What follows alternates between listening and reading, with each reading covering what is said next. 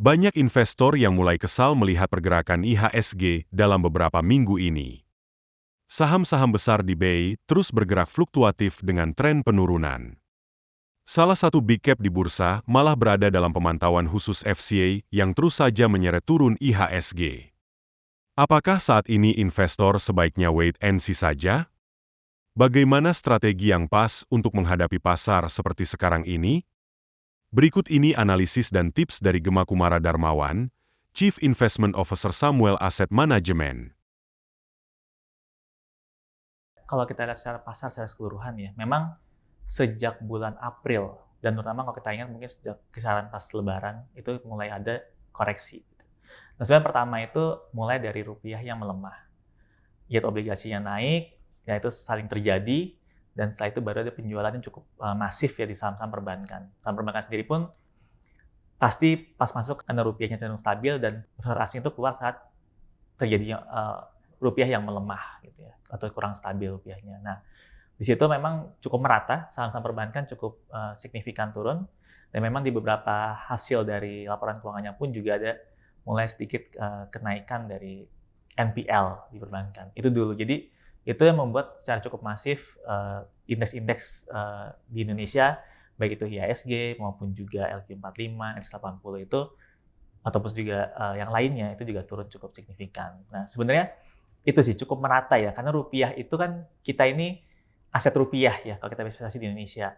Maka saat rupiah melemah, maka cukup wajar bagi investor asing itu untuk tidak berinvest dulu gitu ya. Mereka take profit terlebih dahulu. Kita ingat di bulan Maret itu hampir semua bank di Indonesia itu mungkin yang besar-besar itu all time high semua.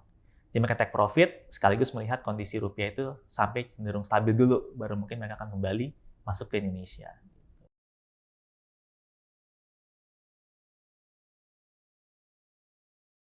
Mungkin kalau sekarang memang kita melihatnya cukup gloomy gitu ya. Banyak yang bilang minim katalis lah yang positif. Dan melihat globalnya pun juga so far masih oke. Jadi mungkin ada outflow kembali ke Amerika Serikat. Lalu kita lihat bagaimana beberapa negara di Asia Timur, Jepang, Tiongkok gitu ya, dan juga Hong Kong, dan juga terakhir itu Korea Selatan. Itu mereka mulai rebound gitu ya. Jadi mungkin ada inflow yang masuk ke sana juga. Itu mungkin salah satu yang membuat kenapa saat ini di ASEAN itu masih cenderung underperform dibandingkan dengan regional market lainnya gitu. Nah, sebenarnya kata siapa sih yang ada? Sebenarnya tetap kita itu kan negara komoditas ya. Nah, kalau kita perhatikan saat ini, kalau kita bedah sekali lagi untuk kita melihat harga batu bara, harga kelapa sawit itu masih di atas level sebelum pandemi, cenderung tinggi. Itu satu hal yang cukup bagus. Lalu yang berikutnya juga kita perhatikan bagaimana harga tembaga atau koper itu naik bahkan sampai all time high, sempat all time high di tahun ini. Harga nikel pun juga mulai merangkak naik. Karena tadi ya, ekonomi Tiongkok, ekspektasi itu mulai recovery. Dan berikutnya yang paling menarik itu dari harga-harga soft commodity atau agrikultur. Kita lihat bagaimana kokoa ya naik 3 kali lipat atau coklat, kopi juga naik signifikan bahkan mendekati all time high, dan yang terakhir itu karet ya. Karet itu udah lama sekali tidak naik dan itu juga memberikan dampak yang positif ya, karena banyak dari rakyat kita itu petani karet, petani kokoa, jadi langsung dampaknya itu langsung ke masyarakat secara langsung gitu. Nah, mungkin sekarang tuh nggak kelihatan, karena kan butuh waktu adjustment volume penjualan, harga adjustment dulu, dan lain sebagainya, yang bisa saja kalau ini bertahan, mungkin 1-2 kuartal ke depan kita baru melihat itu terjadi gitu. Dengan asumsi tentu harganya bertahan cukup tinggi di waktu yang lebih lama. Ya tentunya kalau misalnya itu ekonominya membaik dari sisi komoditas dan lain sebagainya, maka ya inflow dari asing pun juga kita harapkan bisa akan kembali masuk lagi. Berarti rupiah bisa cenderung lebih stabil.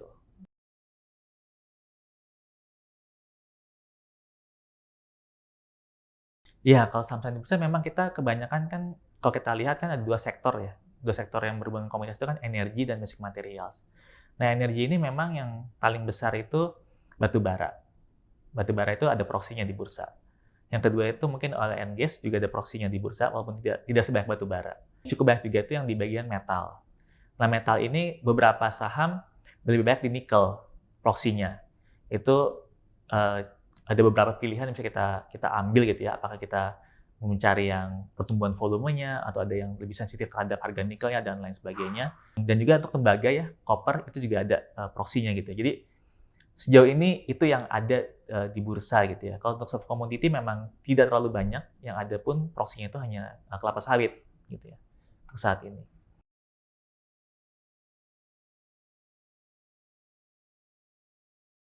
So, obligasi itu sepanjang bulan Mei kemarin, sebenarnya perlahan-lahan tuh asing ada penambahan sih, ada mulai masuk kembali. Memang kita lihat sih, yield itu atau obligasi yang 10 tahun ya, 10 tahun itu udah mulai cukup stabil ya. Sempat tadinya kan 7,1, 7,25 tertingginya di tahun ini, lalu turun ke 7 dan sekarang stabil di antara 6,9 dan 7%. Dan menurut kami di level-level tersebut juga level-level yang cukup menarik untuk beberapa institusi untuk masuk gitu ya. Jadi kita lihat juga asing pun juga perlahan-lahan mereka juga mulai masuk.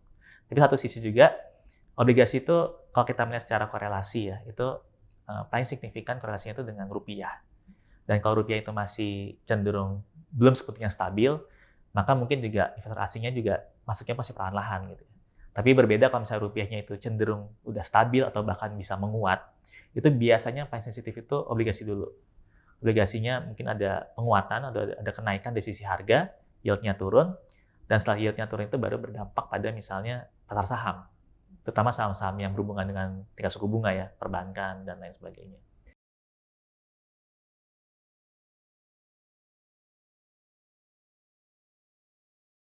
Ini ada dua hal, ini kan globalnya dan domestiknya nih. Jadi kalau misalnya kita lihat secara globalnya dulu, kebetulan minggu ini itu ECB, European Central Bank itu menurun tingkat suku bunga. Tingkat inflasinya apakah sudah turun? Trennya sudah turun, tapi memang belum mencapai target yang sebelum pandemi. Tapi kalau melihat trennya, sepertinya ECB atau Central Bank di Eropa mulai melihat ada kesempatan bagi mereka ya untuk menurunkan tingkat suku bunga. Kenapa? Karena kalau kita perhatikan dari beberapa data, sebenarnya di negara-negara maju, terutama mungkin saya ambil di Eropa, dan juga sebagian juga di Amerika. Dan di Amerika ini memang data-data yang muncul itu mulai menunjukkan agak mix. Masih ada yang kuat, kita lihat di beberapa data, kerja dan lain sebagainya. Tapi juga di beberapa data loan, credit card loan, di consumer itu mulai agak melemah.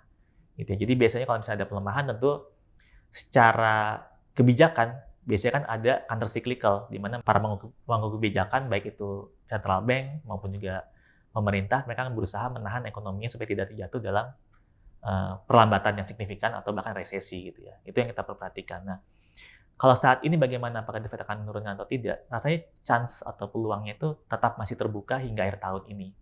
Tapi tentu akan lihat data. Nah, data itu yang paling penting itu memang data-data di awal bulan di Amerika Serikat. Di hari Jumat, di minggu pertama itu data tenaga kerja.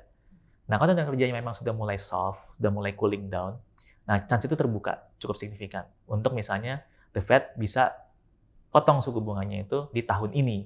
Tapi kalau datanya masih hot ya, labor marketnya masih tight sekali, ya kesempatan itu mungkin agak sedikit turun gitu ya probability-nya untuk saat ini. Nah, kalau untuk di Indonesia sendiri, kenaikan BI rate juga ada beberapa faktor ya, selain inflasi, cenderung stabil inflasi kita, tapi memang rupiah kita memang belum stabil gitu. Jadi kalau misalnya ada tadi, The Fed nggak jadi turun suku bunga, atau bertahan, atau bahkan malah ada ekspektasi kenaikan, ya maka dolarnya menguat, rupiahnya melemah, dan ada kemungkinan untuk menahan pelemahan rupiah lebih dalam, ya BI menaikkan suku bunganya. Itu peluang-peluang seperti itu bisa saja terjadi ya, tergantung skenario apa yang nantinya akan muncul ke depannya. Tapi kita perlu ingat juga bahwa memang pelemahan rupiah di bulan April dan bulan Mei itu faktornya juga dari beberapa domestik. Pertama itu ada pembayaran utang, baik dari pokok maupun juga dari bunga utang luar negeri kita.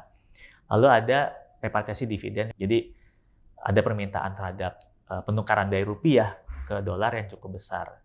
Itu seasonality-nya. Dan kalau kita perhatikan, volume penukaran tersebut itu paling besar itu di April dan bulan Mei. Di Juni ini harusnya mulai mengalami penurunan. Kalau itu bisa benar seperti itu, rupiah ada chance penguatan ya atau stabilisasi di semester kedua.